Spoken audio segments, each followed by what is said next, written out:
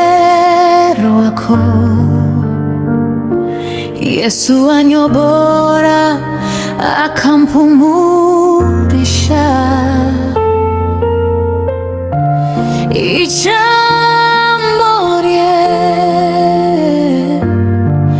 mu byo ngora byose, naho ngenda hose ni ukuboko kwawe. Yesu kunyobora, aranyobora, kanezerwa kuko anyoboresha. Ukuboko kwe kwiza, nanje Yesu nifuza kugukorera neza. Ukuboko kwawe kunyobora, niyo nagira ishavu ryinshi, naho nanezerwa cyane.